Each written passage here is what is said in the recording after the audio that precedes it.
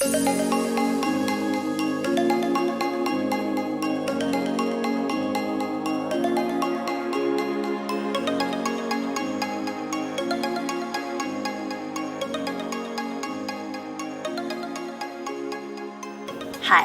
my name is Noe, and I'm the group head of Writer's Block. At Writer's Block, we create written content for businesses across a wide range of industries.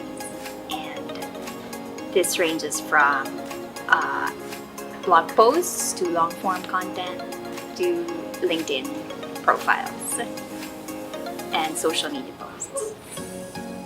We are a mixed group of in-house and freelance writers and editors, and we have been successfully working remotely since 2017.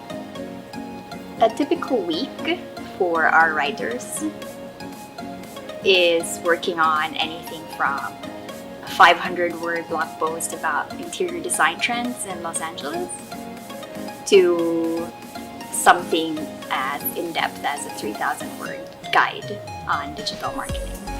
So you're never gonna get bored, essentially, because we have a broad range of topics to write about and all kinds of clients with different needs. As a freelancer, the kind of projects you want to work on and the amount of projects you want to work on, it's up to you. So we have people who do just 3 pages a week, and we have people who do up to 10 or more. Freelancers work directly with our editorial team, which is a group of really experienced editors who have spent years mentoring other writers and know what to do to help, especially new writers, find the right voice and find the right style for our clients. So right now we have around, on average, 300 to 400 pages a month that we need to complete. And I'm thinking of getting help from Tao Crowd partners for around 40% of those pages. So that's a lot of pages. And that's why we're reaching out to any would-be writer out there. Or if you already are, even better. What we're looking for, it's not necessarily experience. You don't have to have a broad portfolio, but we do want to see a good command of the English language, because you'll be writing for North American clients mostly. So if you think this is something that you want to do, just send us your resume and your portfolio, and we'll go from there. Hi, I'm Rachel Demesa, and I work with a team of designers, and we're called Design Hub. As creative director of Design Hub, I'm actually in charge of helping the designers along their career path and guiding them along the way as they progress from a newbie designer up until they're more senior and more tenured. Design Hub is a group that is dedicated to building brand identity for our different clients. We try to make something unique every time we start a new project or a new design. And actually that's what Design Hub is really good at, and that's what we bring to the table. We try not to be like a cookie cutter template design company. We make sure that all of our designs are handcrafted and well thought of, to make sure that each of our clients get the experience that they really want and that they deserve. So if you ask like what type of projects we handle, most of them are really full custom, true custom websites, logo designs built from scratch, and the type of projects and tasks that we handle vary from day to day, but it's usually a mixed bag of anything that requires some sort of online presence. So let's say a client would come up to us asking for a totally different new logo for a new company that they're building, or they also want like a landing page to present a new promo, or they actually need a website done. Some of them don't have websites at all. So that's where they ask Design Hub for us to help out. In the process is to kind of make sure that everything is cohesive from a branding standpoint, that everything matches and coordinates well, that fonts and colors, all of the design basics are all taken care of.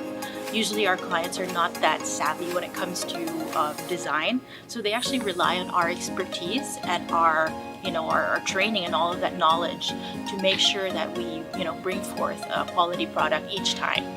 Okay, so to give you an idea of what usually happens in a day of a web designer or a visual designer, so usually at the start of the day, that's the time when you would review all of the available tasks on our list, and then from there you pick and choose actually which one you're most interested in working on. From there, that's the confirmation step. If you choose a specific task and you know that you have the skills to meet that deadline, that's when you say yes and you commit to that project. And then from there, it's a process of also communicating with your mentor and your senior designer that you're working with to make sure that all of your materials are lined up and ready to go. After that, there's a series of steps that you want to do to kind of research on your client and their goals, just to make sure that before you actually start on that task, you're confident with what you're bringing to the table, that you know exactly what to do.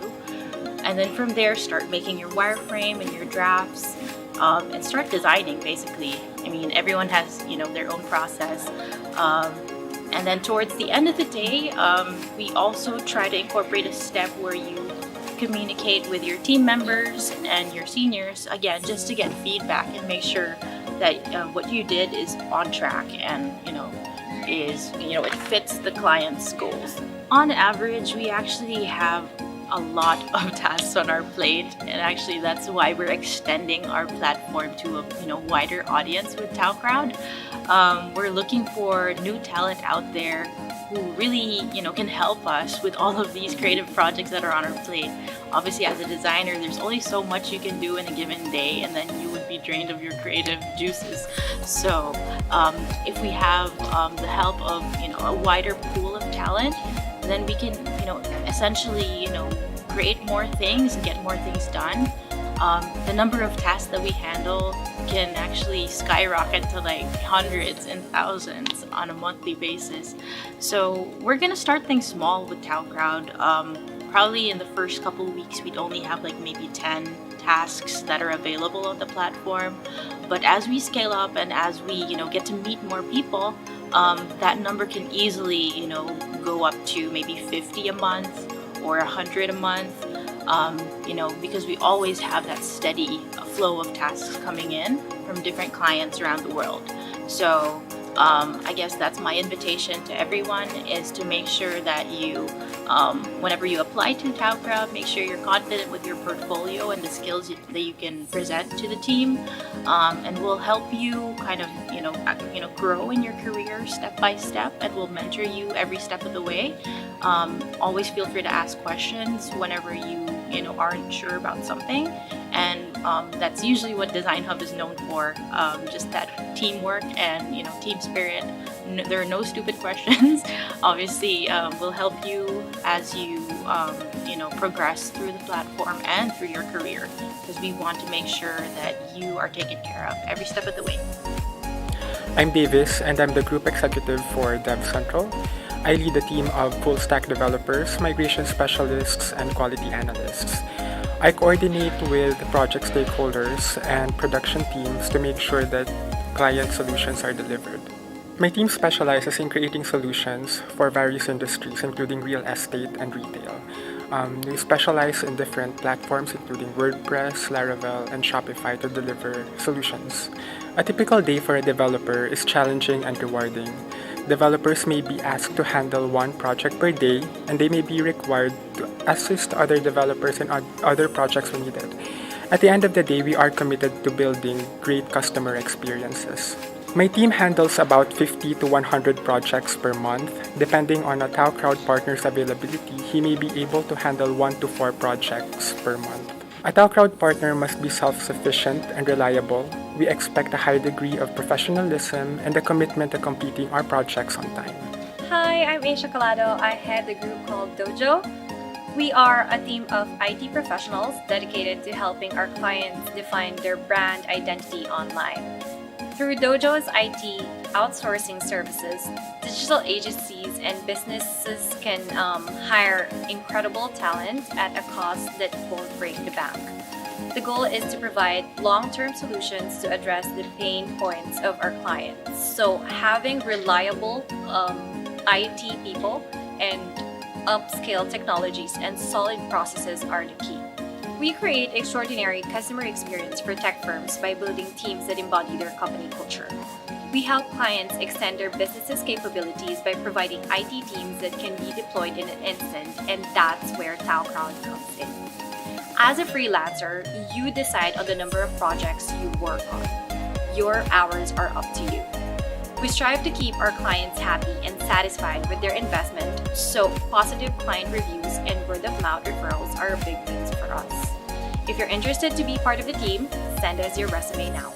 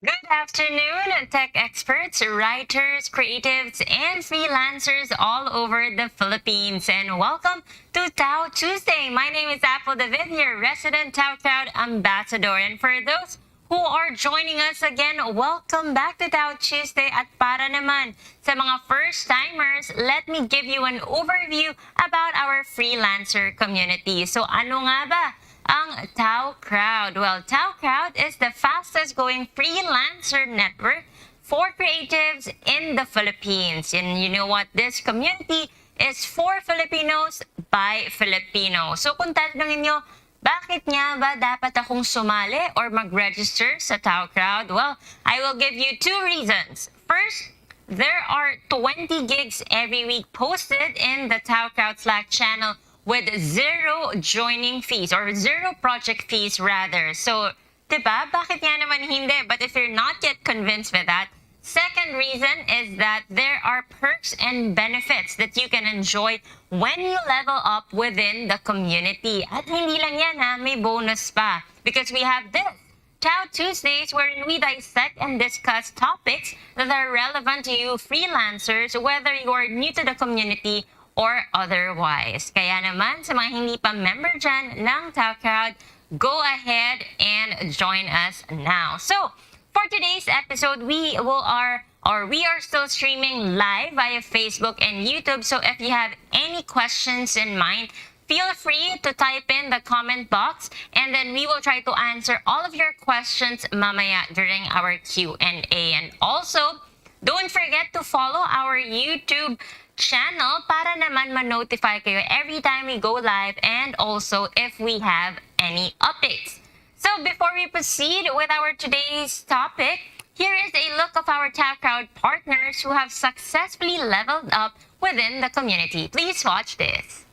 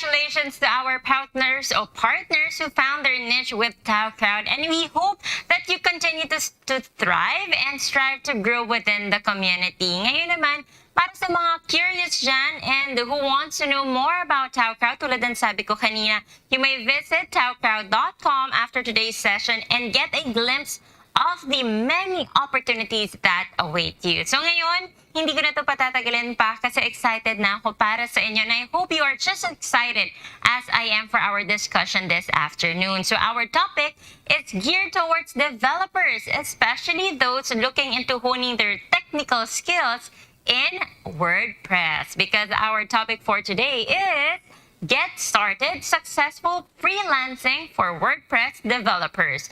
And I hope you also stay tuned throughout our program because we are announcing 2 Tao Crowd initiatives during our discussion. So, these 2 new programs within the community are sure to entice aspiring and current freelance partners. Kaya naman, you really have to watch out for those. Tuto kayo from start to end and don't miss any of our discussions and announcements for today. So, speaking of our discussion, pakilala na natin one by one our speakers who will be joining us online. They are experts and mentors than fellow developers. So, we have today here at Tao Tuesday, Bernd, Davis, and Edgar. Hello, gentlemen.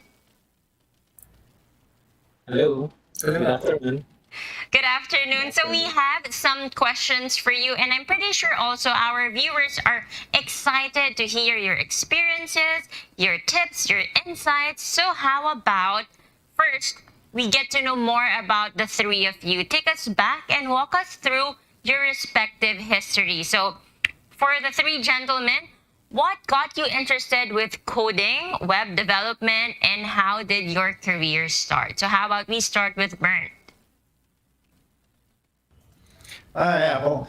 I'm Bern Rennebeck. I'm the CTO here at August 99. So I got started when I was young. I had an uncle, or actually a great uncle, that was a computer engineer or some sort of engineer. I forget. But he basically introduced me to BASIC one weekend when I was there. And then my dad's also an engineer, and so after he saw that I had an interest in it, he started to kind of foster that and encourage it. This is back with MS DOS in the early '90s, and so that's how I got started and interested in programming in general. And then from there, I just constantly started to self teach and to learn as much as possible. And that gradually progressed into web development in high school. Building flash games or like an intro for our clan. We played Star Siege Tribes a lot then. And so that's kind of how it progressed and how I got started. Just fun and exploring and playing around, and then doing things that I like to do on the side and applying that to programming, how I could integrate it into my regular life. Sounds exciting, Bern. But how about you, David? Was it the same for you? How was your journey like? Yeah, actually, my interest in computers started in my childhood. So back in school, we had these computer classes. Um, I was actually quite interested in how computers work. So when I got into grade school and then high school, I was experimenting with different Linux distributions. Back then, I would actually download them over dial-up, and then I would experiment with them. And then in college, I decided to take on computer science. So when I took that, by the end of my course, I actually decided to take web development. So there are actually many areas in IT, but I decided to take web development because my mentor and my professor back then actually convinced me to take this. So um, he was actually good at what he was doing, and so I was inspired by him. And so my first job back in 2010 was actually more involved in e-commerce. I was building e-commerce websites for different local um, and clients abroad. Um, so basically, it started there. My career basically started there, and now I am handling a team of developers in August 99. About you, Edgar, where did your interest start? And then how did your career start? Hi, I'm Edgar Gonzalez. I'm 28 years old and I'm a dev partner of Tao Crowd. My interest in programming started way back in college. At first, hindi ko talaga alam kung ano yung kukunin kong course. Unang course pa na kinuha ko nung college is business management. Tapos nag-shift pa ako to information technology. Tapos nung nag-shift ako, bumagsak pa ako talaga ng programming class. And when I retook it, doon ako natuto ng mag-program, doon ako natuto, and doon nag-grow yung interest ko into programming. And until now, na pinasok ko yung web development career, hindi ko alam na ito pala talaga yung path na tatahakan ko. And nag-start ako na magtrabaho sa Makati as a front-end developer. That time, we are converting legacy site to a more modern website to increase conversion. And nagtuloy-tuloy lang. Naghanap lang ako ng more opportunity to grow my experience in web development. So, Edgar, since na-mention mo na, no, hindi madali yung naging journey mo going to this paths. So, ano ba Yes. yung mga initial challenges? Paano ka nahirapan? Because it's one interest to another, may mga adjustments. Ano yung mga challenges to begin with? Yes, the first challenges kasi nung unang trabaho ko sa Makati, parang random email lang 'yun na sinagot ko tapos sinabi nila na napumunta ako sa office nila, and then mag-apply ako as a web developer. Pero pagpunta ko do'n sa office na 'yun, pinaupo agad nila ako do'n sa table, tapos pinagtrabaho agad nila ako. And that time, I don't know kung ano yung mga gagawin ko. So, first is, lagi lang ako naggo-Google, and yun yung maganda sa web development career. Kasi here in web development career, everything is on Google. Puwede mo ng lahat ng problema, lahat ng issue, lahat ng, puwede mong matutunan, makikita mo sa Google and YouTube. Yes, it's safe to say na meant to be ka na mapunta talaga sa career na to. Kay Davis naman tayo. Davis, what were the difficulties you faced early on your career? Yep. I think um, starting as a web developer, no, it can be confusing at first. Kasi we're using different platforms, we're using different languages. For instance, in web development alone, um, we have PHP. Currently, we have Node. Some people also use .NET. So it can be confusing. If you are a beginner, when I was a beginner, actually, I had to self-study a lot as well. You can't learn everything kasi from school. So even though siguro meron kang professor or you have friends who help you out in college, once you get into professional web development, most of the time you have to um, do your own research, self-study, and basically you have to continue learning. You have to accept the fact that it's a continual process. So I think that's the main challenge I had when I was starting. So another challenge that you may encounter when you're just starting is that sometimes you will actually do not know if a project that you are given is something that you can do. So it actually takes experience for you to understand what is doable and what is not. Sometimes when you are making estimates for clients or even for your boss, you will make mistakes, and that's normal. It's part of the process, and as long as you learn from it, definitely, you will appreciate what this career track offers. About Purpurn, was it a smooth sailing journey for you even from the start? No, no, definitely not. When I first started programming and being involved with web development, the ecosystem was, excuse me, was much different. As Davis alluded to, there's so many things happening now. You have JavaScript on the front end, you have JavaScript on the back end by a node.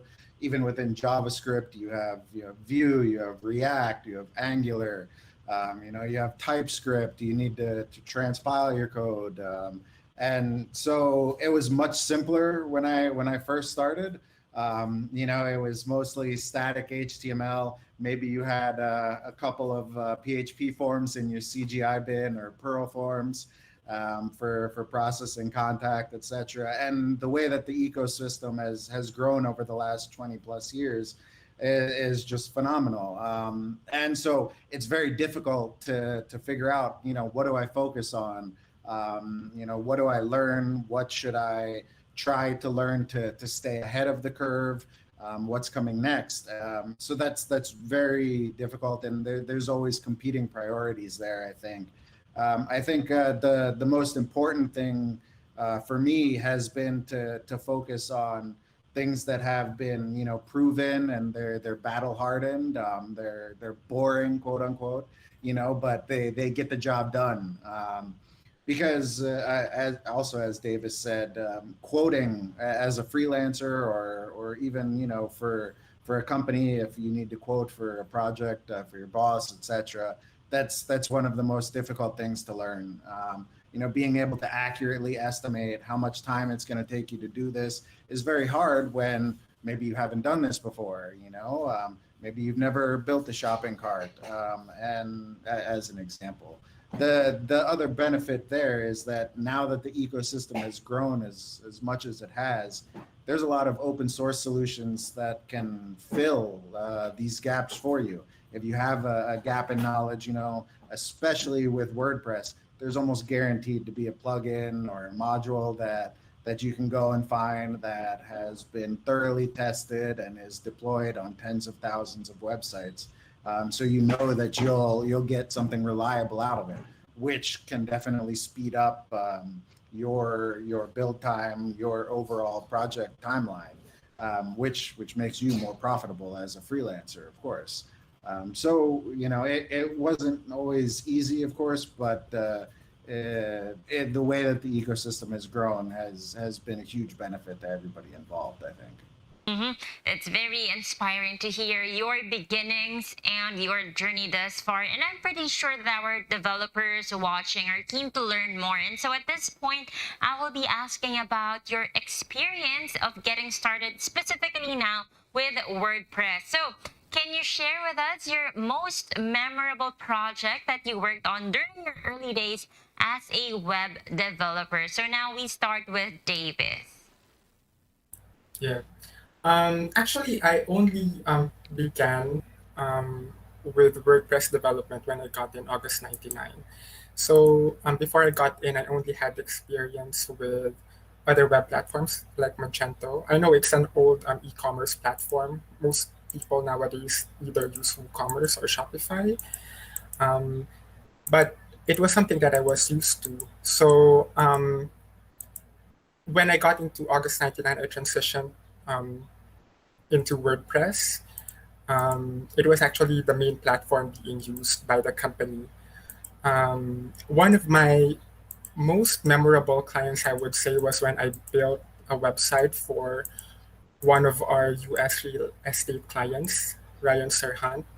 So Ryan basically is a popular real estate broker in New York. He's one of the top ranking real estate brokers in New York. And we were tasked in building, actually, it was the second time he asked us to build his website for him. So to me, that was very challenging. He was a demanding client. So we had to customize all the inner pages. We also had to create a listing module. So basically, because he's a broker, he's a real estate broker, he has listings which he wants to show, or basically properties which he wants to show online. So we had to build a custom system for him. So up until now, he's actually still our client. Now I'm actually helping a team of developers to support his website and also help manage their marketing initiatives. Memorable na project mo so far, and why do you consider it as something that you'll never forget?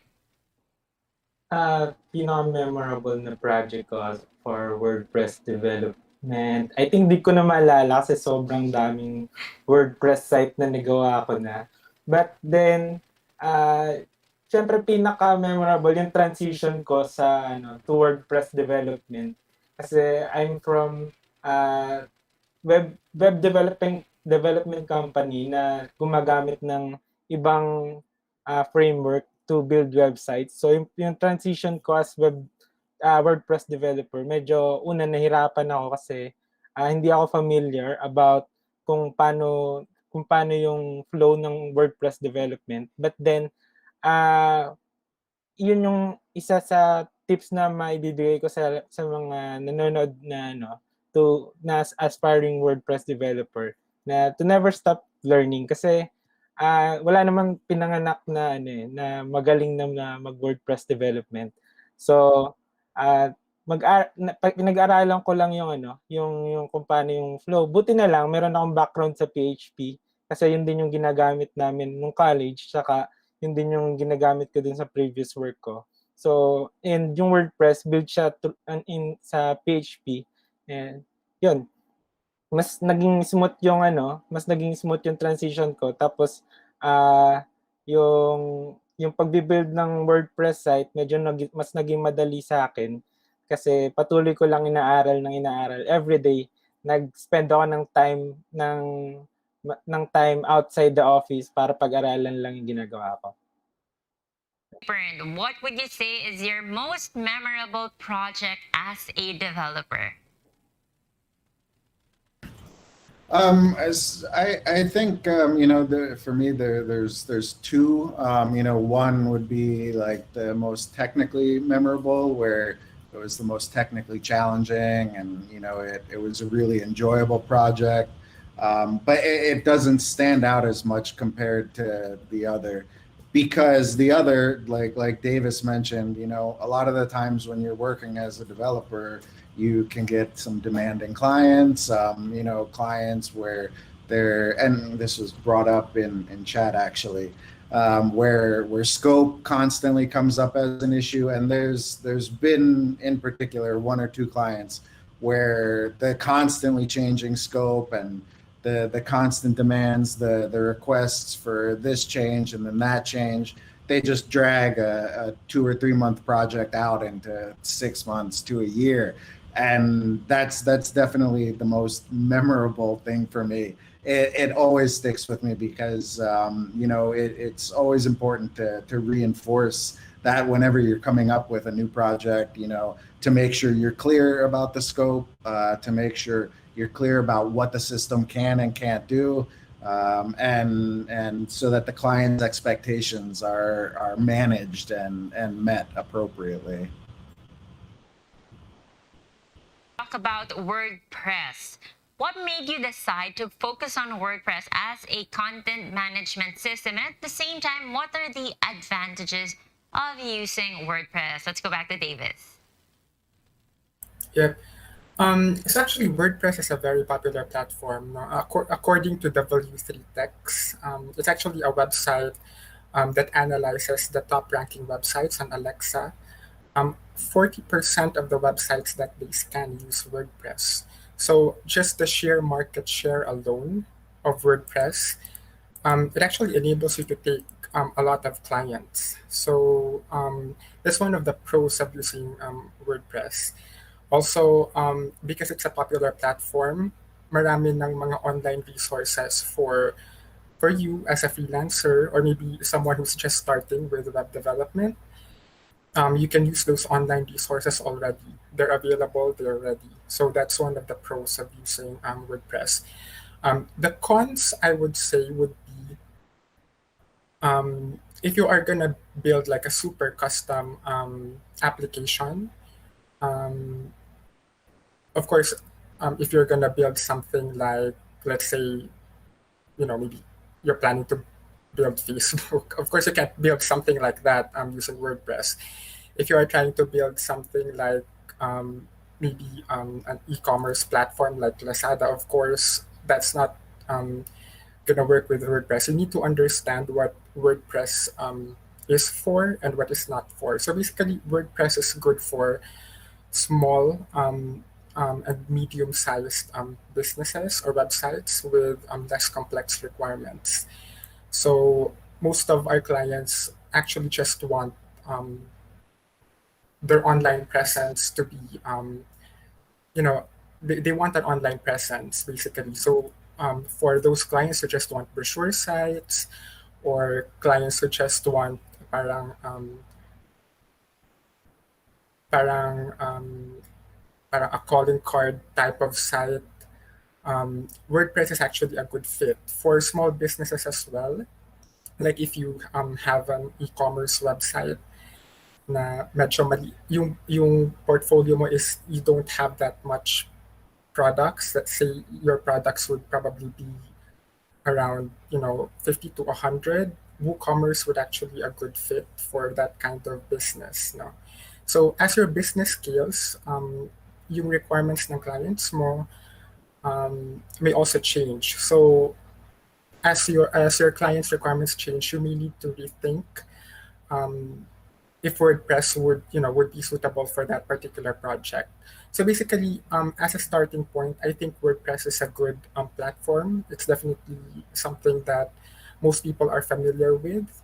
But then as a developer, it's also your responsibility to understand what WordPress can and can't do. No, so you need to advise your clients or your potential clients regarding those pros and cons. About for you, Edgar, bakit WordPress over other platforms? Actually, I'm multi-developer, hindi lang WordPress Mm-hmm. yung hinahawakan ko na ano, na development. Pero yung WordPress yung isa sa pinaka na-impress ako kasi isa siya sa pinakamadali na gamitin na na na CMS. And for developers and for aspiring developers na WordPress, sobrang minimum lang na skills yung kailangan mo to develop a WordPress site, as in basic HTML and basic CSS and JavaScript lang yung kailangan mo. Makakapag-build ka na ng sarili mong WordPress site. And hindi mo na kailangan maging super duper techy just to deliver sa mga client mo. Kasi nung nag-start ako ng freelance sa WordPress development, una ko lang ginagawa is naglalagay lang ako ng content dun sa website and build na yung team. Yun yung maganda dun sa WordPress eh. Meron ng mga pre-build team, meron ng mga gawa na team para lagyan na lang ng content tapos nandun na lahat. Yun. Anything you would like to add as to the advantages of using WordPress over other platforms? Yeah, just really echoing, what Davis said. You have the momentum of the platform itself. Obviously, it's been around for a number of years, and it has a huge market share as far as deployed websites. And then kind of the 80-20 rule. 80% of the websites that you end up building are most likely going to fit directly on what WordPress can do. So that's going to cover the majority of what you would need to do. And again, like Edgar said, a lot of the things that you need to do have already been solved for WordPress. If you need to speed up a website, there's a plugin that handles caching. Whether it's via Redis or optimizing database queries, that's already done. You don't necessarily need to put your time and effort into it. And so just the fact that the market share is as big as it has a huge number of eyeballs on it. The source code is regularly audited by thousands of people. The core team is a couple of hundred people. So there's just a lot of momentum around it, and that provides you with a good solid base to build the majority of your business around. No answer for you guys. Given your work experience, you work a lot over the years. Do you still maintain and update a portfolio, Edgar? Yes, but currently my portfolio is under construction. But I always update my portfolio every now and then. But right now it's under construction. Yep, currently, my portfolio is private. So all the websites I've built for August 99, I do keep track of them. However, I don't have a public website where I list them down and display them.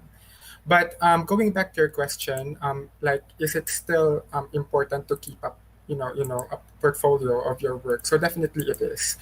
So currently I'm employed with August 99. So I am not, I don't really find having a portfolio quite important unless, of course, our clients basically ask for it. But if you are a freelancer, when I was a freelancer, or even when you're just looking for employment, having a portfolio is very important. Currently, I'm also responsible for hiring people. Helping our hiring team onboard people. So one of the things that we look for is actually a person's online portfolio. Because your portfolio speaks for itself. You can actually list everything you've done on your resume, but having a portfolio would allow us to check, the code of your work. Basically, if you even have a GitLab repository where you keep your previous projects, that would help. So we can actually do code reviews on the spot. When we see your resume, yun, pwede namin i-check na lang yung GitLab repository nyo, or maybe silipin lang namin yung source code no, ng website na ginawa. So definitely having a portfolio helps. Either you're just looking for a job or you're a freelancer. We even have some clients. So some of our clients actually come to us, and then one of the things, many of them actually ask us, what websites have you already built? Or have you built a website like this? Before they even tell us the requirements, they actually ask us if we've built a similar site to what they are asking for. And then if we are unable to give an answer, then most of the time we lose them. So definitely having a portfolio is important, because it helps you convince potential clients to sign up with you.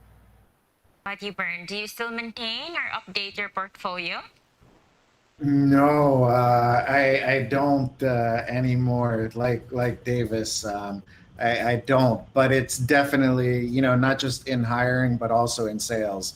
It's one of the most important things that I come across. Whenever I'm hiring a new developer, it's something that I ask to see, and it doesn't necessarily need to be like a fully blown designed portfolio, where it's a hosted page. That's always nice, of course, to showcase additional skills.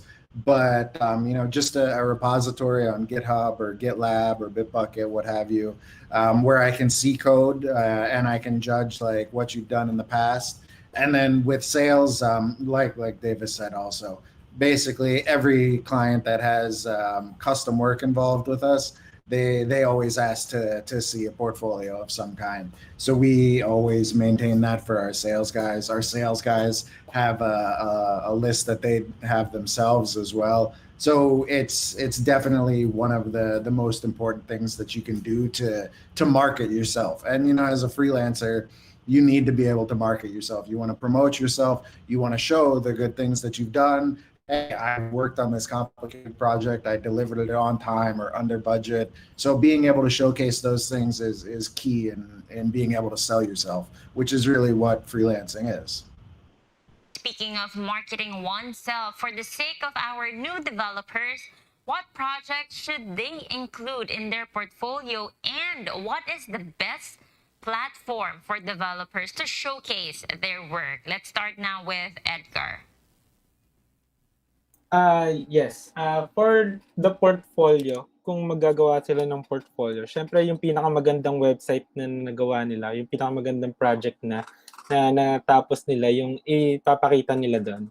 And for showcasing it naman, para ipakita sa iba't ibang client, siguro recommend ko is using GitLab or any Git website. And kasi doon makikita nung mga clients mo yung kung paano ka mag-code, makikita nila yung mga nagawa mong projects, and yun. Include in their portfolio, especially for the beginners or the new developers, and where can they best showcase their works?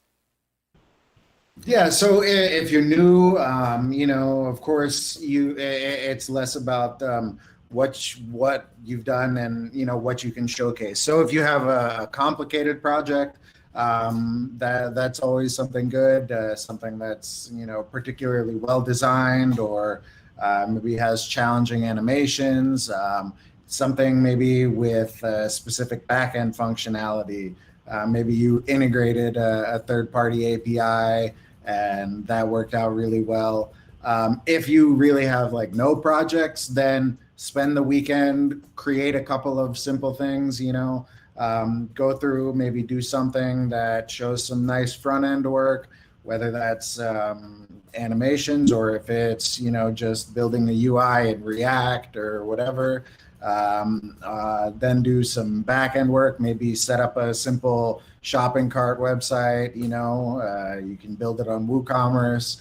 The focus is to show a little bit of different things, I think, so that you have a nice spread there, and you can attract different types of projects. Your insights? Yeah. I agree with Bernard and Edgar. So, yung projects na dapat yung include in your portfolio should be your best, parang your best project, something that you are really proud of, and the best platform for you to, to showcase that in. Um, Basically, there are many platforms now. It actually depends on your need. For instance, you can create your own website, or your own web-based resume, and then you can upload your work there. Another option is if you have an active following, for instance, on GitLab, or let's say Stack Overflow or Quora, you can actually link your portfolio there, no? So you can give yourself parang a free SEO boost. So basically, it's not much of the platform as it is about your parang existing online influence. So if you're already part of an online community, maybe on Facebook, or maybe Reddit, or anywhere online, or maybe Instagram, no? If you have a presence on those platforms, I suggest you link your resume or your portfolio in your profile to let your friends, and your friends know what you're capable of doing. Yun. So maybe someone currently right now, kasi it's a pandemic, di ba? So, you don't know, maybe one of your friends needs an online shop. And, if you have an online shop in your portfolio, then, you know, word of mouth is actually an effective marketing strategy. So basically, there's no best platform, I would say. Yeah, there is no best specific platform. It actually depends on your situation. So as much as possible, if you have an existing online presence, take advantage of that. Ayun. And if you Hmm? yeah, Yeah, go ahead. and if you don't have one yet, then you can start with a website, and then try marketing yourself. Participate in forums, get the word out there. So yeah. I hope our viewers took note of everything that you just said. Thank you very much, gentlemen, for enlightening us with your expertise in the field. But we're not yet done, okay? That's just the first part, and we will have more of our questions to be answered in just a little bit. But at this point, we have Mr. Vic Acordon, the team lead at Tao Crowd, to join us and discuss the Tao Crowd's new referral program. So, Sir Vic? Hello, hello. Good morning. Inyo, ha? Ano na to? First is good morning muna sa lahat ng mga audience natin online. Thank you for always being present during every time na we're gonna do Tao Tuesdays. So, first announcement now is for our employees of August 99 and active partners of Tao Crowd. So, from starting March 24 to April 30, we will be rolling out our referral program. So, simple lang mechanics. So, you refer someone to us. Email is vic@taocrowd.com. We will review their profile, the usual screening, and then once they sign up for, once we onboard them as our new Tao Crowd partner, you will receive 3,000 pesos just for referring a successful Tao Crowd partner. All right. Thank you very much, Sir Vic, for that overview. Again, this new referral program is sure to excite our tech experts, creative partners at Tao Crowd. Now, speaking of experts, I would like to go back to our speakers, for our panelists, and ask them about how they continuously grow and learn in the field. So, going back to Davis, how do you keep yourself updated with the tech and trends in web development? And can you share your personal best practice in honing your understanding and practice of web development? Yeah. Personally, I keep myself updated through email digests. So I don't subscribe to Facebook. I don't subscribe to Instagram. There's actually, the reason for that is this. Usually there's a lot of noise out there. So I actually keep curated digests. I subscribe to curated digests. One of them is the Hacker newsletter. So it's actually a good way for you to, to see parang the cutting edge news, tips. So that's one of the email digests I'm subscribed to. And personally, I don't think that for me there is no best way not to learn.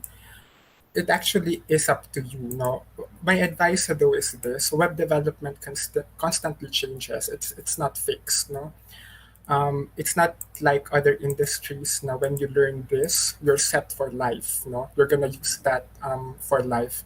In web development, parang you have to keep yourself updated like nearly every day. So sometimes I actually learn something new every day, especially when our clients ask us to do something new. You have to research, you have to self-study. What's important is that you have to stay curious, no? Because that would allow you to learn something that you haven't encountered before. Because if you stop being curious, like if you become complacent, then you'll actually be outdated. You'll be easily outdated, and you won't be able to provide the best value for your clients. So definitely you have to stay curious. No? Yun. As a web developer, always stay curious. Ikaw naman, Edgar, how do you keep yourself updated with the tech and trends pagdating naman sa web development and make sure na hindi ka nahuhuli when it comes to the latest? Yeah, tama dun si Davis, no? Kasi in web development career, baka kasi yung 5 years ago na natutunan mo, hindi na ginagamit ngayon. Kasi gano'n kadalasan yun man nangyari. Sobrang bilis ng pace ng web development. So, ang tips lang na may bibigay ko to continue your growth as a web developer is to continue to pursue more projects, to continue to pursue lahat ng iba't ibang development career. Kasi right now I'm a Shopify developer, but I'm also getting WordPress development project for me to keep updated dun sa platform na yun. Even though iba na yung platform na usually kong ginagamit, pero at my sideline, kumukuha pa rin ako ng mga projects like WordPress development, tsaka iba't iba pang mga platform. So, ayun, nagiging updated pa rin ako sa mga ano. And wag lang tayong tumigil sa pag-aaral kasi yun yung maganda sa career ng web developer. It's a never stop learning na process. You share with us your personal best practice when it comes to understanding and at the same time honing your web development skills. Yeah, sure. One of the things that I do, and Davis actually mentioned it also, is HN, Hacker News. So I read that like religiously. That is very good at showing you things that are new and up and coming. You'll always see blogs about particular topics in there. And if you don't want to, go to the website and constantly refresh and check that, then the HN newsletter is great. Another thing is the Stack Exchange newsletters. So it allows you to subscribe to particular topics, WordPress, for instance, or if PHP, if you want to just focus purely on PHP, etc. And you'll get like weekly digests of questions that have come up. You can set it so that it shows you unanswered ones, etc., which allows you to go in and think about a problem because maybe it's something that you haven't seen before. Somebody encounters a bug, and so you can go in and kind of work on that. And then the other thing is as new technologies come out, something that I'm interested in, I try and build small tools around them, like Crystal language, for instance. That's one of the things that I'm really interested in right now. So when I have time, I try and build little tools to kind of test out the language, see how it works, what it can do.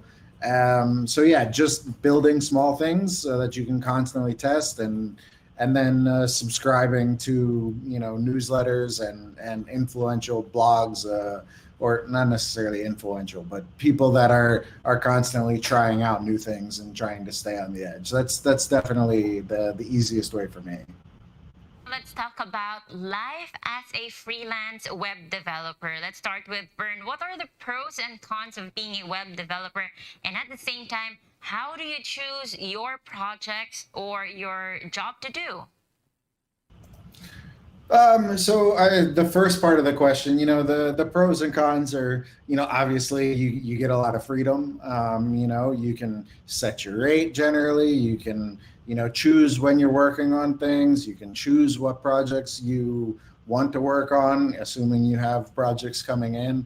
And so you get a lot of choice, and you're kind of in control of your own destiny there, which to a lot of people is one of the most important things. But then obviously the cons are, you're influenced by the market. If there's a downturn, it can be difficult to find projects. Maybe you don't like dealing with people very much, and so selling yourself or picking up projects can be difficult. So those are kind of the larger pros and cons for me. Sorry, what was the second part of the question? To turn a project down. Okay, yeah, and so for me, choosing a project, obviously you have to have the right skills for it, and then you also, want to pick something that's interesting to you a lot of the times. Sometimes they're just bread and butter projects. So maybe you take a couple of projects to make sure that the bills are paid, and one or two more challenging projects where you really get your passion from. You like to work on this, you get to learn some things from it.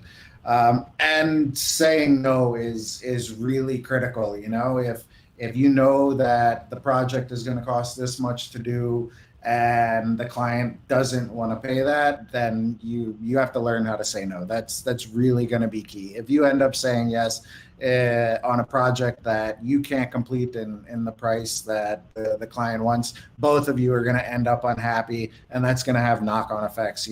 Maybe that client is going to talk to their friends, and it's going to impact future sales for you. Maybe you're just going to be miserable trying to deliver this project that you don't like doing, or that maybe you can't deliver. Maybe it was something that was a little too high above your skill set at the time. And so, yeah, saying no is one of the key things that you need to learn. How about you, Davis? How do you determine whether a project is for you or not? Yep. So this is something that you will learn by experience. It's not something that there's actually no one can tell you if you can take a project or not. Usually, I do research whenever, for instance, personally, I would do research on the client's requirements. I have to get the fine print. I just don't accept projects. So that's the first mistake. So you just don't accept the project just because the client would pay you, or the client wants you to build a WordPress site, and then you just immediately tell them yes. No, most of the time when clients tell you that they want a WordPress site, eventually in the development process they would want you to integrate different third-party services. No, they want to be able to um, connect it maybe to, let's say, Facebook. We even had a client before who asked us to connect WordPress to Shopify. So it's extremely important that you understand what the client wants. No, kumuha kayo ng listahan, preferably a very detailed list of requirements that they need. Kasi as freelancers, you have to give a quote beforehand. Before you even accept the project, you need to give an estimate. And usually, the many freelancers who's just getting started, they actually make a mistake of just accepting parang any project without reviewing the requirements. So it's very important that you research on it. If you feel that something is too difficult currently, better not accept it. Better accept parang a simpler project, no? Kasi the downside is, your reputation's gonna be at stake. You don't want to be known as someone who isn't able to complete a project.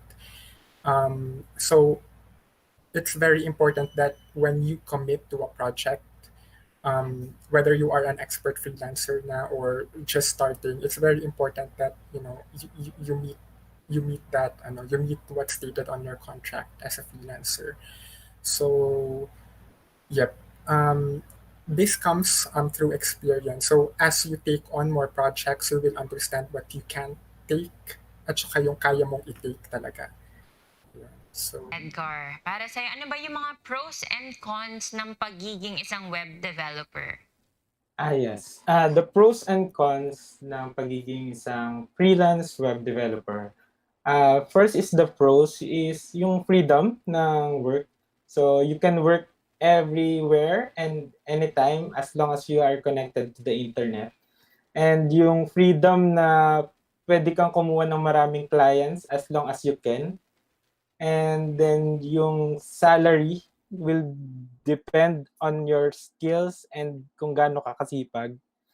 At yung mga cons naman to be a freelance developer is yung pagiging unpredictable ng pagiging isang freelance developer kasi hindi natin alam kung meron ba tayong makukuhang clients or wala. Pangalawa, it's no benefits as a freelance web developer. Siguro pangatlo is a motivational issue.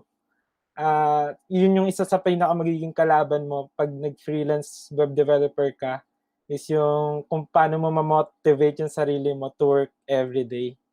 And siguro yung as a freelance web developer, yung separation of work and home, yun yung isa sa mga challenges doon kasi isa sa siguro mga na-experience nitong mga recent months ng ibang tao, yung pag-work from home, nawala na yung separation ng bahay at ng office. So, yun yung isa sa mga cons na parang feeling mo lagi ka nasa work. And to answer yung question na kung paano mo ma ma-weigh kung para sa'yo ba yung project na yun, gaya ng sinabi ni Davis, it's very important to weigh your skills at iko-compare mo dun sa project. And idadagdag ko lang dun is yung time. As a freelance developer, you have a lot of time para kumuha ng maraming project. Pero dapat i-allot mo rin yung time na yon sa bawat project. Magkaroon ka rin ng magkaroon ka rin ng skills to time management para ma-handle mo yung mga project. Kasi usually yun yung nagiging mistake ng ibang developers. Kuha sila ng kuha ng maraming project pero hindi nila alam, hindi na pala nila kayang tapusin sa binigay na timeline. So yun. Alam naman natin that criticisms go or come along with the job as a web developer. So how do you handle criticism, especially from the clients? So now let's ask Bern first. Yeah, you just have to take that in stride. Whether it's from a fellow developer or from a client, it's generally not about you as a person. You need to remember that. A lot of the times maybe they just disagree with the way something was done. They don't really like it. It's not to their taste. That doesn't mean that you are doing a bad job per se. It's just that you need to do something a little bit differently. So always remember that it's the work that's being critiqued, and it has really nothing to do with you as a person. And try and learn from that. Just keep an open mind and open policy. Essentially, always try and improve from other people's critique. How do you handle criticisms? yeah. So whenever you make a mistake or a client finds maybe a bug in a project that you built, so it is important to first it's important to stay calm, and you need to understand the issue. Usually in my experience, clients complain a lot, especially if you're a freelancer and they spend parang a lot of money on your project and they don't get parang a return of investment on the project they actually paid you to do. So, usually clients complain because of that. So it doesn't really matter if the website is, it's got perfect code. If it doesn't if it doesn't, give a return of investment to your clients, then, you know, it's actually a point of concern. So you need to accept that fact, and then you need to analyze the situation. Or what are the parang immediate immediate fixes that we can do um, to achieve the client's goals. So you start with the low hanging fruits maybe, and then you try to tweak the site until you and your client have reached parang an agreement that the site is actually satisfactory for them. So basically, it is important not it's very important to stay calm and then analyze the situation, and then at the end of the day, you basically want to provide value, for your clients, or for for the one who commissioned the project.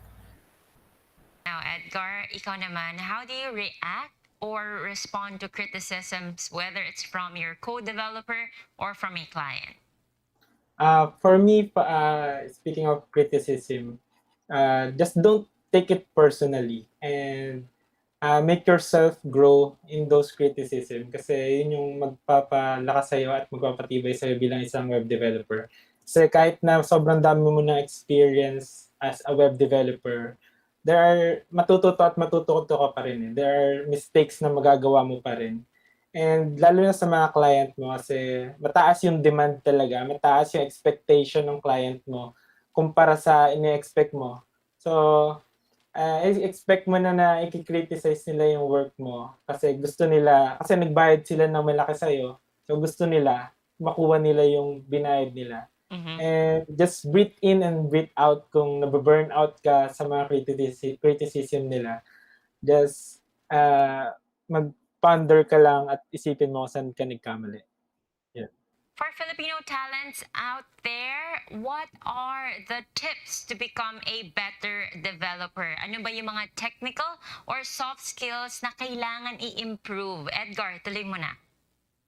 Ayun, sa WordPress development, sabi ko nga kanina, there are minimum skills lang na kailangan mo matutunan kung mag-start ka to develop a website. First is basic HTML, basic CSS, tsaka basic JavaScript. Hindi mo pa kailangan pag-aralan yung PHP kasi yun yung advanced development. Kung gusto mo lang na makakuha ng first client mo in WordPress freelancing, yun lang muna yung kailangan pag-aralan. Tapos yung pinakahuli, kailangan mo lang pag-aralan, mag-install ng WordPress locally sa computer mo. And then pag-aralan mo lang yung dashboard, how to create a page, how to add content, how to add images. And then yun, pag napag-aralan mo na yung mga bagay na yun, maliliit na bagay na yun, I'm sure makakuha ka ng kahit na maliit na project. Yun naman yung importante, makapagsimula ka na makakuha ng project. Yan. What tech stack should budding developers focus on, especially this year, 2021? Yeah, so, in context of WordPress, definitely, PHP, especially if you're going to be doing more custom projects. Sometimes you'll need to develop your own plugins, or sometimes you'll need to modify a plugin. In particular, you find that with payment gateway solutions, you'll need to hook some sort of payment gateways API into a plugin, and you'll need PHP for that for sure. JavaScript, obviously, if you're doing front end work, JavaScript and CSS. A lot of the times with WordPress sites, you don't need to focus on the newer JS frameworks like React and Vue, etc. WordPress bundles jQuery for a reason. But a lot of the times you don't even necessarily need that. Vanilla JS will get you very far. So if you have a choice between learning some jQuery or learning vanilla JavaScript, I would recommend learning vanilla. Broaden your base. That way you can apply that elsewhere. And then, of course, CSS is key in pretty much all aspects of web development now, and it's a continually growing standard and spec. It's evolved quite a bit over the last decade in particular. So growing your CSS skills, which my CSS skills are terrible. I wish that I had better CSS skills, so growing that, it goes a long way. Being able to style things yourself and to make it look good and responsive, it'll make a big difference if you're a solo developer. Davis, how do you set realistic expectations and goals? Yeah. So when setting goals, you have to be specific. This might be a cliche, but you really have to be specific when setting goals. You yourself know your limits. This is something that, of course, like I mentioned before, this is something that you only learn as you experience and um, go through your career. But it's important that when you set goals, you have to be specific. Like, for example, um, I should be able to, maybe as a freelancer, one of your goals may be to supplement your income is to take on maybe one WordPress project every 2 weeks. At the end of the month, so at the end of the month, that's gonna be parang supplemental income for you. So that's one of the goals now. So you have to be specific when you make goals. So again, I would like to ask the same question to Edgar. Ikaw naman, Edgar, paano ba yung setting of expectations and goals? Especially ito ngayon, 2021, with what's happening with our current situation. How do you set the expectations and goals? Siguro sa expectations and goals, siguro ngayon 2021, as we all know, we are all moving in online businesses, and isa sa dapat as of now, as developers, dapat nakapag-shift ka na into a na more suitable na process ng pagtatrabaho mo as a web developer. Right now, ako nag-set up na ako ng sarili kong office sa bahay, and nandun na rin yung lahat ng mga kailangan ko.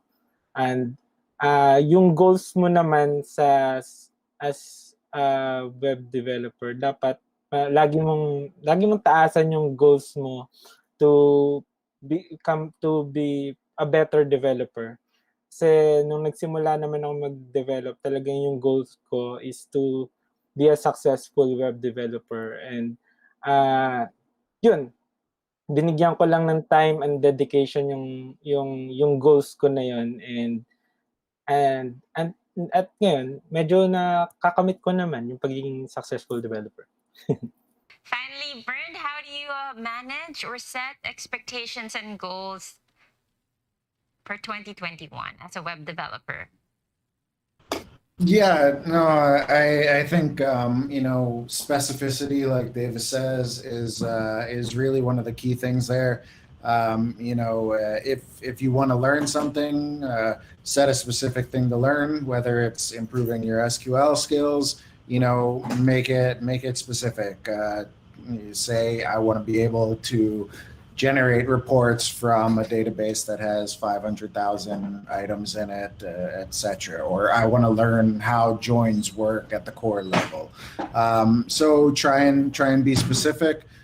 Try and give yourself a specific time frame as well. Do this within 3 months. Set aside a specific amount of time each day, whether it's like an hour after dinner or before dinner. And just focus on those specific goals then. Right, so with that, I'd like to thank our panelists for sharing your time and your expertise with us this afternoon. But we still have questions from our viewers via YouTube and Facebook, and we will answer all those in just a bit. But again, to our viewers, you have more minutes. We'll give you a couple more minutes to type in your questions before we go to our Q&A. And in the meantime, we have Vic again to update us with another initiative within Tao Crowd. Vic? Hello ulit. Malakas na ba? Kanina daw mahina. Yeah.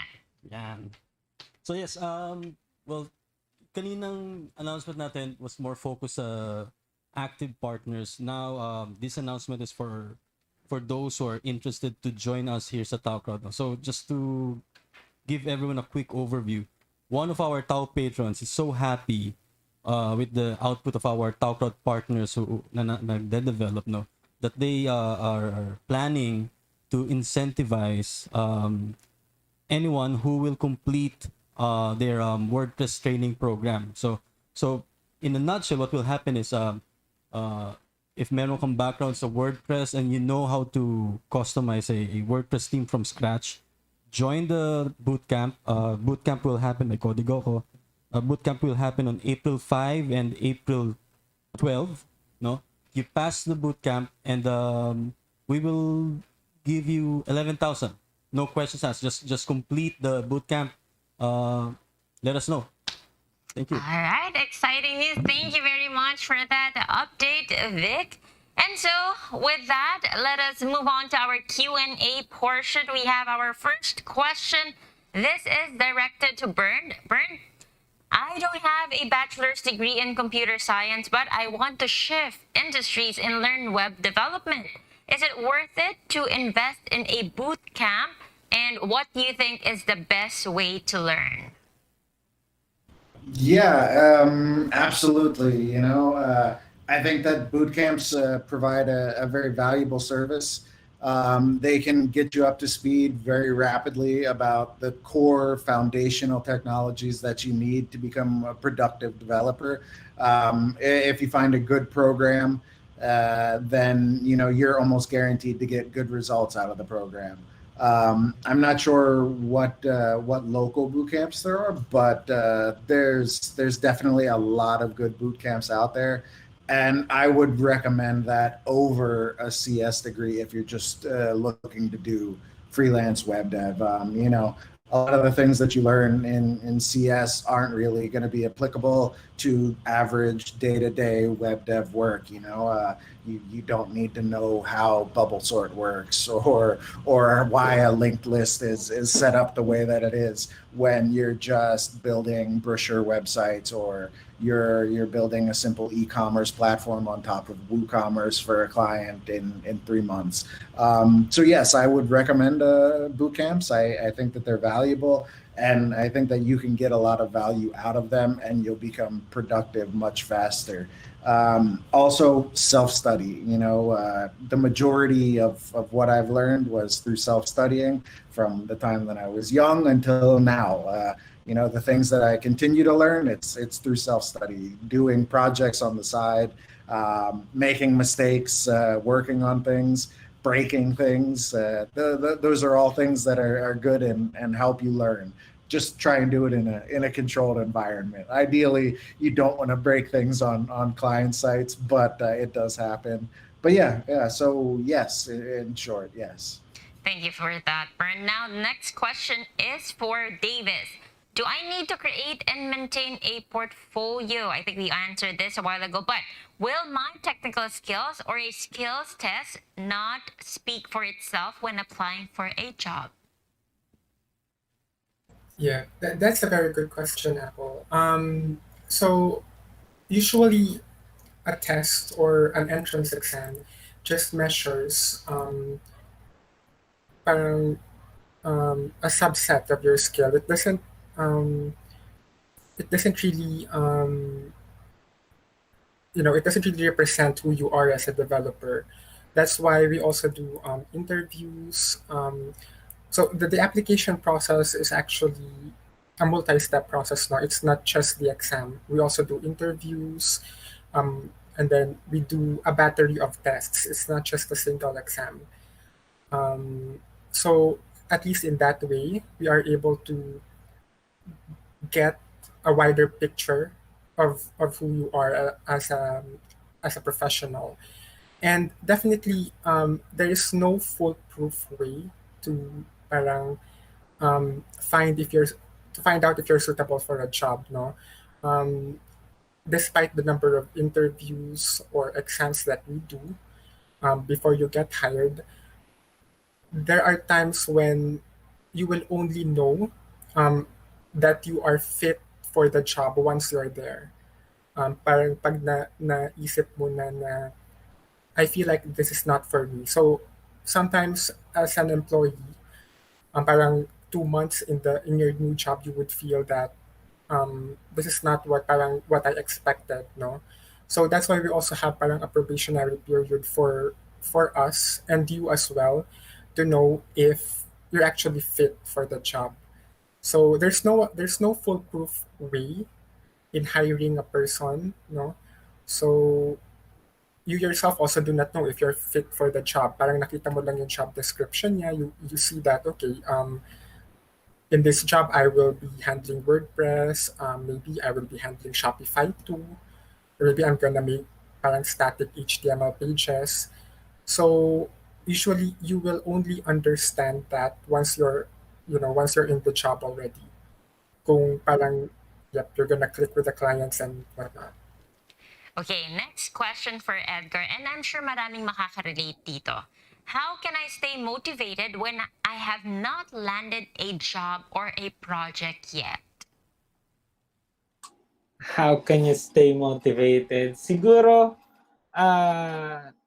pagka wala ka pa nakukuhang trabaho, siguro patuloy mo lang mag-practice kung wala ka pa na nakukuhang trabaho at patuloy mo lang gumawa ng mga sarili-sariling project. Marami naman dyan sa mga website, maraming naman dyan katulad sa Udemy na pwede ka mag-practice ng development mo. And then, wag ka lang sumuko na kasi darating at darating din yung pagkakataon na magkakaroon ka ng project. And siguro kung ikaw mag-start ka mag-freelance, keep on finding full-time job muna as a developer. Kasi that yung full-time job mo will help you to hone your skills and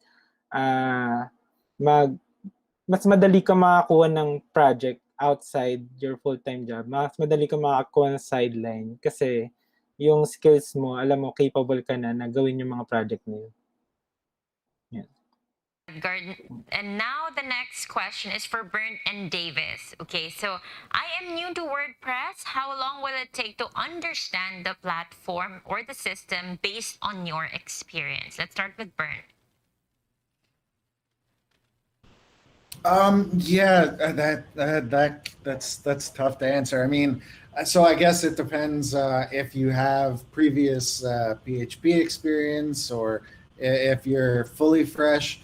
If you already have some web development experience, you can kind of get into the core of building themes, etc. within a couple of weeks. But learning the more advanced things, maybe setting up your own plugins or building custom modules, etc. You might be looking at 1 to 2 months there, assuming that you already have dev experience. If you're really a fresh dev, learning PHP, JS, CSS, all of that as you teach yourself the WordPress API, I think it would be more reasonable to say like 6 months, because you have to learn a lot of the core foundations of the underlying languages, and you have to learn how the WordPress API itself works, what you can and can't do, how hooks work, how script queuing works, all of these things. But yeah, so between 2 weeks and 6 months, depending on your current skill level. Mm-hmm. How about you, Davis? Yeah. In my experience, it actually took me, actually learning or understanding WordPress. Like if you have previous developer experience, so probably only take a couple of weeks, no. But WordPress, I would say, it's actually easy to learn, but it's hard to master. Like, actually, it's not just with WordPress. It's basically with any programming language. You can actually learn a programming language, the syntax of a programming language, maybe in 2 or 3 days. But to know when to use something and when to not use something is something that you will only learn by experience. So being able to integrate different services, and make sure that they scale, these things only come through experience. So there's really no fixed answer to how long it would take you to learn something. Like we mentioned before, it's a continual process. We already discussed about resume and portfolio a while ago, but this question says, what should I add or omit in creating my portfolio or resume? For me, just make it simple. Just put in web development career. Just make it simple kasi yun lang naman yung tinitingnan ng mga kliyente, your skills and yung communication skills mo, kung kaya mo bang makapag-communicate sa kanila. Tapos yung mga portfolio mo, yun lang. Wala ka nang masyadong ilalagay. Of course, your contact numbers and contact details para in case tawagan kanila at gusto ka nila kunin, yun. Sobrang minimal lang yung kailangan mo ilagay sa portfolio. Wala nang ibang cheche-boreche pa. Now, next question. Are developers expected to do presentations to clients? And do you have tips for client meetings or presentations? Edgar also and Bird this time to answer. Pero Edgar, ikaw muna ulit. Presentation, siguro merong ibang mga client na nag-a-ask to, pero it's usually rare na kailangan mo mag-present para makakuha ng project. And siguro, pero just to be prepare, kailangan mo siguro i-present kung ano yung mga kaya mong gawin at mga hindi kayang gawin. Kasi importante yun na malaman nila yung also kung na hindi mo kayang gawin itong mga bagay na to para may alat nila yung development na yun sa ibang tao. Kasi yung web development kasi minsan kasi binubuo yan ng isang team. Depende yan sa kung gaano kalaki yung project kasi may development project na minsan kumukuha sila ng 3 team and malay mo doon ka pala malakas sa front-end development lang. So, doon lang yung present mo na ipakita mo sa kanila kung gaano ka kagaling as front-end developer. Now, Bernd, same question. Do you have any tips for client meetings and presentations? And did you experience presenting? Have you experienced presenting to clients? Yeah, definitely. So I think that there's 2 parts there. One, it depends on the engagement model. Like with if you're freelancing through Tao Crowd or something, no, you're not going to have to. That'll come through our production department and the project managers. They'll QA it. They already know what's happening. So you'll send over your work, it'll get reviewed, and that's that. A lot of the times though, when you're freelancing, yes, you are, and yes, definitely. All of the freelancing projects that I've done, I was presenting to clients because when you're not dealing with an intermediary like Tao Crowd or Odesk or something, then you have to explain why you did something this way. You end up doing status reports. So it's important to build up those soft skills for general marketability. You need to be able to show how you did something, and it doesn't need to be, you don't have to work up a PowerPoint every time you do a client presentation. Usually you just take what you did, you show it, you go through, explain, this is how this is, it loads like this, this is what happens on the back end when you fill out the form, etc. So yes, you're likely going to have to, but it also depends on the engagement model. And now our final question to all our panelists. What do you think will be the biggest trends this future or in future web development? And finally, and maybe also final words of advice for our viewers, especially the new web developers. Let's start with Davis.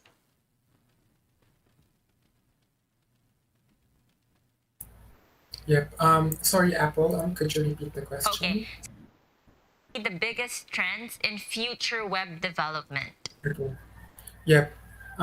Currently, like I mentioned earlier, no, WordPress actually, it has a big market share right now. Also, because of the pandemic, we also see a rise of um, clients who are wanting to have an online shop. Now, many businesses are moving online because of the pandemic. So, sites built on WooCommerce or Shopify, these are going to be popular. And I would say that the barrier to entry to these platforms is low. Um, these are existing platforms already. The the the resources online are abundant, so you can easily learn Shopify or WordPress yourself, or even WooCommerce. Um, in employment, though, we still use different languages. So if you're employed with a company, that company would probably have its own platform or system, um, which is custom, and you have to understand. But as a freelancer, I think WordPress and Shopify will definitely be here for a very long time. Yeah. Same question for Bernd. What do you think will be the biggest trends in future web development, and final words of advice to our viewers? So for WordPress in particular, I think we're gonna see more and more what they call like headless WordPress sites, where you're building a custom UI in React or another front end language, or framework like Angular, etc. And then you're just connecting to the WP-JSON API and kind of using WordPress as the source of truth. Because WordPress has such a nice content model, it allows really non-technical people to go in, update content, etc. But then, you can have teams of highly technical people that are building really amazing experiences on top of it. So I think we'll see more and more headless WordPress coming out. And yeah, you're starting to see some frameworks around that as well. But yeah, definitely lots of e-commerce as well, like Davis says, especially locally. That's shifted monumentally over the past year locally. We've kind of caught up to a lot of different parts of the world where e-commerce is kind of the first experience. It's the primary thing that you're doing. So yeah, more and more of that is going to move online. That's the gist, I think. Thanks for that, Bernd. Now, Edgar? And for my end, I think I would agree with Davis and Burns. Right now, yung demand ng e-commerce website is very high because of the pandemic. And it's in my personal experience na sobrang daming project na dumadating for e-commerce kasi a lot of business nag-close down ng face-to-face. So they want to move now in online business. And for you to have a heads up sa development career, siguro yung e-commerce yung pasukin mo para magkaroon ka ng maraming experience sa ngayon. With that, thank you very much to our panelists, and that ends our Q&A section for our discussion, Getting Started Successful Freelancing for WordPress Developers. Again, thank you very much, Bernd, Davis, and Edgar. Thank you. Have a good afternoon, everyone. Thanks. Thank you. And now to our viewers, we hope you enjoyed today's discussion. Again, don't forget to follow us on Facebook and YouTube to be updated with the latest on Tao Crowd, with the events and the news as well. Again, my name is Apple David. See you again next Tao Tuesday. Have a safe day, everyone.